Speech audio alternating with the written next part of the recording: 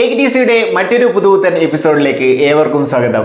കുറഞ്ഞ സമയത്തിനുള്ളിൽ വലിയ കാര്യങ്ങൾ നോക്കാം. ഇന്നത്തെ ടോപ്പിക് ഓൺ ഷേക്സ്പിയർ 1630. സിംഗിൾ സ്റ്റാൻസയിൽ 16 വരികൾ അടങ്ങിയ പോയമാണ് ജോൺ മിൽട്ടന്റെ ഓൺ ഷേക്സ്പിയർ 1630.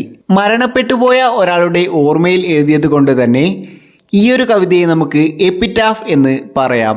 വില്യം ഷേക്സ്പിയറിന്റെ ജീവിതത്തെയും പ്രവർത്തനത്തെയും സ്തുതിക്കുന്ന ഒരു കവിതയാണ് നമുക്ക് പഠിക്കാനുള്ള ഓൺ ഷേക്സ്പിയർ 1630. ഷേക്സ്പിയർ ആരായിരുന്നു, ഷേക്സ്പിയർ എന്തായിരുന്നു എന്നൊക്കെയുള്ള ഒരു ഡീറ്റെയിൽഡ് വീഡിയോ ഓൾറെഡി നമ്മുടെ ചാനലിൽ ചെയ്തിട്ടുണ്ട്. ആ വീഡിയോ ഷേക്സ്പിയറിനെ പറ്റി കൂടുതൽ മനസ്സിലാക്കാനായി നിങ്ങൾ കാണുക. ഷേക്സ്പിയർ ഓൺ 1630 എന്ന കവിതയിൽ ഷേക്സ്പിയറിന്റെ സാഹിത്യ സംഭാവനകളെ ആദരിക്കുന്നതിലൂടെ ഷേക്സ്പിയറിനെ ആദരിക്കുകയാണ് ചെയ്യുന്നത്. ഇനി നമുക്ക് കവിതയുടെ വരികളിലേക്ക് കടക്കാം. ആദ്യമായി വരുന്ന വാട്ട് നീഡ്സ് മൈ ഷേക്സ്പിയർ മുതൽ പോയിന്റിംഗ് പിരമിഡ് വരെയുള്ള വരികൾ നോക്കുകയാണെങ്കിൽ ഇവിടെ കവി ചോദിക്കുകയാണ്, എന്തിനാണ് ഷേക്സ്പിയറിനെ ഓർമ്മിക്കാൻ ഒരു മോനുമെന്റിന്റെ ആവശ്യം? അദ്ദേഹത്തിന്റെ റിമൈനിങ്സ് സൂക്ഷിക്കാൻ എന്തിനാണ് ഒരു പിരമിഡ്? ഒരു പിരമിഡിന്റെ അടിയിൽ ഒതുങ്ങി നിൽക്കേണ്ട ആളാണോ ഷേക്സ്പിയർ? കവിതയുടെ തുടക്കത്തിൽ ജോൺ മിൽട്ടൺ മൈ ഷേക്സ്പിയർ, എൻ്റെ ഷേക്സ്പിയർ എന്നാണ് പറയുന്നത്.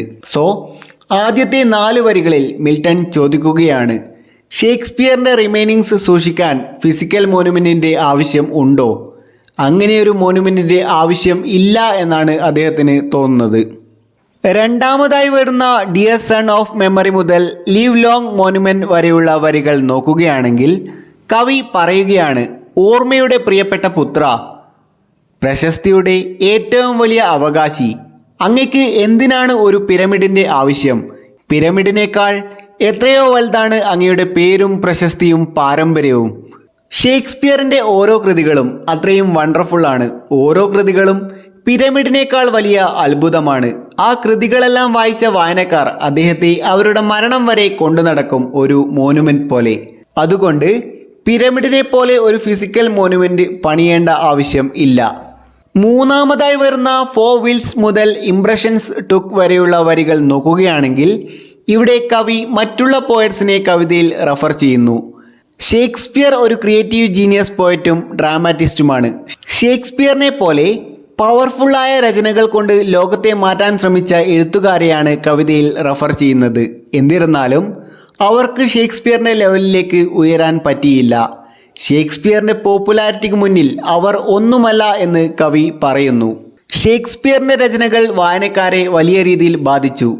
ആളുകൾ അദ്ദേഹത്തിൻ്റെ രചനകളിൽ ഇൻസ്പയർ ആയിരുന്നു. വിലമതിക്കാനാവാത്ത അത്രയും വലുതാണ് ഷേക്സ്പിയറിൻ്റെ കവിതകളും ഡ്രാമകളുമെന്ന് കവിക്ക് തോന്നുന്നു. അവസാനമായി വരുന്ന ദെൻ ദോ അവർ ഫാൻസി മുതൽ ടൂം വുഡ് വിഷ് ടു ഡൈ വരെയുള്ള വരികളിൽ ഏത് തരത്തിലുള്ള ടൂം ആണ് ഷേക്സ്പിയറിന് ഉള്ളത് എന്ന് കവി റിവീൽ ചെയ്യുന്നു. കവി പറയുന്നു, ഷേക്സ്പിയറിന് ഉള്ള ഒരേയൊരു ടൂം ഓഡിയൻസ് അല്ലെങ്കിൽ വായനക്കാരാണ്. ടൂം, ശവകുടീരം. അദ്ദേഹത്തിൻ്റെ ഓർമ്മകളും വർക്കുകളും അദ്ദേഹത്തിൻ്റെ ഓഡിയൻസിൽ മരണമില്ലാതെ എന്നും ജീവിക്കുന്നു. അത് ഷേക്സ്പിയറിനും അദ്ദേഹത്തിൻ്റെ രചനകൾക്കും അമരത്വം നൽകുന്നു. ഓഡിയൻസിൻ്റെ ചിന്താഗതികളെ മാറ്റാൻ ഷേക്സ്പിയറിൻ്റെ നാടകങ്ങൾക്കും രചനകൾക്കും സാധിച്ചിട്ടുണ്ട്. അങ്ങനെ ഷേക്സ്പിയറിൻ്റെ ആർട്ട് തന്നെ അദ്ദേഹത്തിൻ്റെ മോനുമെൻ്റ് ആയി മാറുന്നു. അതുകൊണ്ട് ഫിസിക്കൽ മോനുമെൻറ്റിൻ്റെ ആവശ്യം ഇല്ല. അങ്ങനെ ഷേക്സ്പിയറിൻ്റെ ആർട്ട് തന്നെ അദ്ദേഹത്തിൻ്റെ മോനുമെൻ്റായി മാറുന്നു. അതുകൊണ്ട് ഒരു ഫിസിക്കൽ മോനുമെൻറ്റിൻ്റെ ആവശ്യം ഇല്ല. റീഡേഴ്സ് മാർബിളായി മാറുന്നു. വായനക്കാരുടെ ഹൃദയമാണ് ഷേക്സ്പിയറിൻ്റെ മോനുമെൻറ്റ്. ഇതോടുകൂടി ഈ ഒരു ചെറിയ വീഡിയോയും ഇവിടെ അവസാനിക്കുകയാണ്. ഈ ഒരു വീഡിയോ കൊണ്ട് എന്തെങ്കിലും ഹെൽപ്പ് ഉണ്ടായിട്ടുണ്ടെങ്കിൽ മാത്രം ചാനൽ ഒന്ന് സബ്സ്ക്രൈബ് ചെയ്യുക. It's me MK signing out. By.